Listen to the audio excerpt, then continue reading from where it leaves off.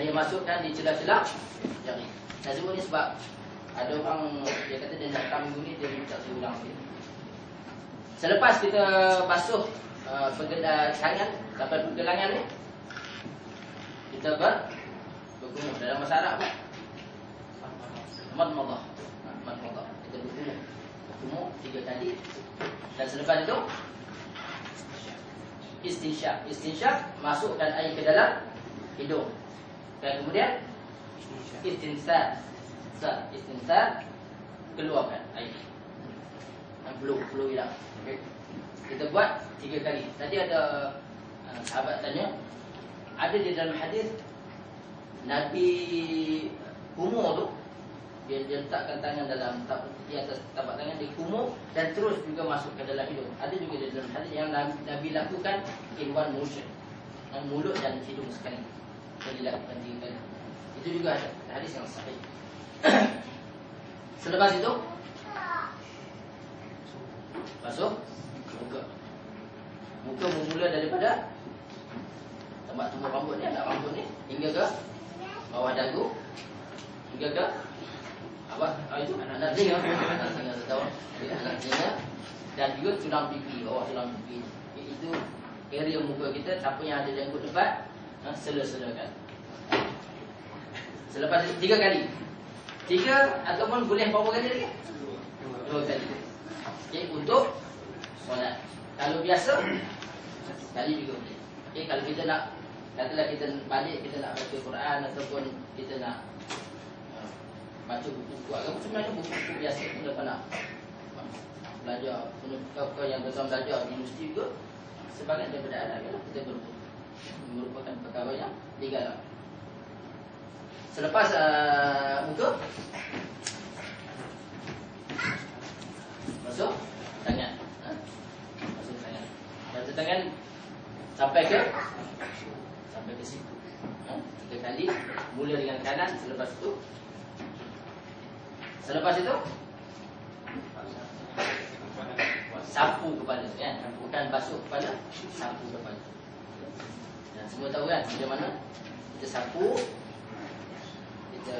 Kita basahkan tangan, kita sapu daripada mula tubuh ni, anak rambut ni, hingga ke belakang tempat berakhirnya anak rambut ni, dan kita bawa ke depan, dan kemudian dari telunjuk ke dalam telinga dan ibu jari di luar, dan kita gosok in one motion sekali.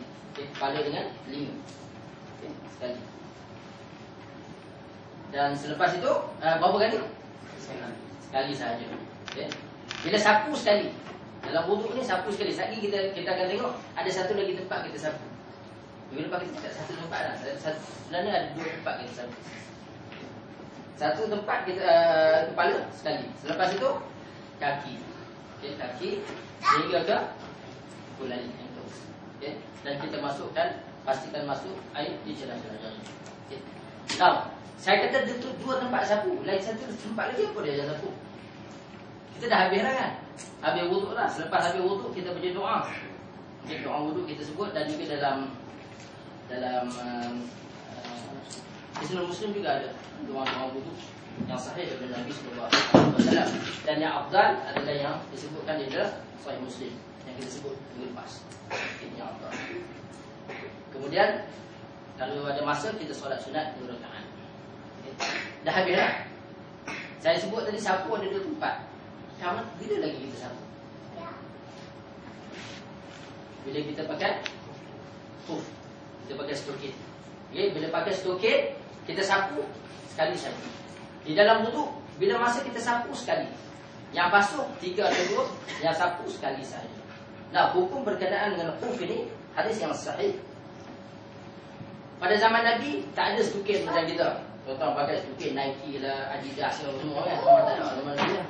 Okay. Dia pakai stokin kulit, ya. Okay. Dia sapu. Apa syarat dia nak sapu ni? Syarat dia sebelum dia pakai stokin itu dia berwuduk, dan dia tak boleh buka. Untuk orang yang tidak musafir, okay. Kita bermasuk ke satu tempat. Macam sekarang ni kita duduk di sini 24 jam, sehari semalam lah. Okay, sehari semalam. Kalau dia bermusafir 3 hari 3 malam. Okay, dia dibenarkan, tak perlu buka stokin, dia cuma sapu saja. Basahkan tangan, jangan basuh, sapu saja sekali. Okay, itu syarat dia. Dan bagaimana sebab ada membaca satu tadi kalau Allah Taala dia tahu atas ya, bagian atas sajalah, bawah tak payah. Bawah tak pakai kita. Sebab berkenaan dengan Ali itu, Ali sebut berkenaan agama ni kalau pakai logik kena sapu bawah kan, tempat kita berjalan kan. Tapi tak, dia sapu atas. Sapu atas. Itu syariat agama dan kita terima. Now, timbul persoalan bagaimana dengan stokin yang kita pakai. Bagaimana boleh stokin yang kita pakai ni termasuk di dalam hukum yang dibicarakan oleh Nabi sallallahu alaihi wasallam. Para ulama membahaskan dalam dua bentuk. Satu, sapu khuf ni, siapa yang pergi kuliah fiqh, kita bercakap berkenaan dengan maqasid syar'iyyah. Maksud disyariatkan perkara itu adalah untuk memudahkan kita. Jadi zaman tu orang pakai khuf, zaman sekarang orang pakai stokin. Okay, syariat itu diajarkan untuk, maksud syariat itu adalah untuk memudahkan kita. Lalu stokin yang kita pakai ini juga ulama membincangkan termasuk di dalam hukum khuf yang dimaksudkan oleh Nabi sallallahu alaihi wasallam. Itu satu. Yang kedua, sebab di dalam hukum di dalam hadis-hadis berkenaan dengan khuf ini, ada orang dari Nabi kalau ada koyak sikit dia punya khuf tu, Nabi kata kalau koyak tu sikit dimaafkan. Sebab tu para ulama, contohnya Dr. Yusuf Al-Qaradawi, dia membincangkan stokin ini juga boleh. Walaupun orang gaji dia kata kalau khuf tu kulit kan, tak ada lubang-lubang untuk jadi stokin kita ni ada lubang-lubang kecil dia kata. Termaktub di dalam hadis Nabi sallallahu alaihi wasallam ya, khuf yang koyak. Jadi diterima. Jadi stokin ini juga boleh. Dan saya bukan nak galak kan, kalau tuan-tuan nak buka pulang. Okay? Tetapi keringanan Allah Subhanahu wa taala bagi itu kalau tuan-tuan baca kitab-kitab Al-Imam Syafi'i, terutama bila membicarakan berkenaan dengan solat semasa musafir, Imam Syafi'i mengisyaratkan bahawa sesiapa yang menjamak solat semasa musafir itu lebih afdal. Kenapa? Kerana dia berterima kasih dengan nikmat yang Allah Subhanahu wa taala bagi. Keringanan ini merupakan nikmat yang Allah bagi. Kalau orang terima, maknanya dia bersyukur dengan nikmat yang Allah bagi. Orang yang tak terima, tuan-tuan, Imam Syafi'i membahaskan seolah-olah orang yang jual mahal. Orang bagi senang saja nak bagi susah lagi. Itu maksudnya, bahasa mudah kita. Okay? Jadi kita sekarang musim sejuk kan? Kalau tuan-tuan nak amalkan, amalkanlah. Ini juga merupakan sebahagian daripada syariat di dalam Islam, merupakan sebahagian daripada amalan Rasulullah SAW. Itu satu berkenaan dengan khuf. Dan ada orang sebut berkenaan dengan batal wudu, walaupun tak termasuk, saya tak sebut dalam kitab pun yang batalkan wudu. InsyaAllah kita tengok. Jadi saya ada tambah sikit lah berkenaan dengan batal wudu.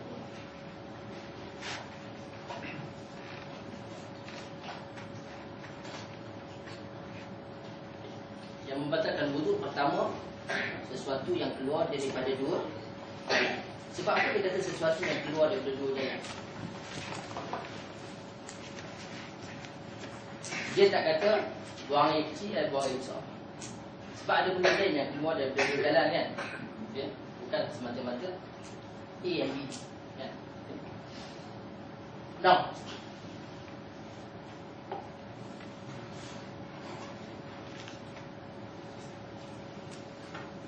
kalau A and B easy lah. Kalau kita break wind, pass wind, macam mana hukum tu? Macam mana kita tahu kita break wind? Di dalam hadis Nabi SAW,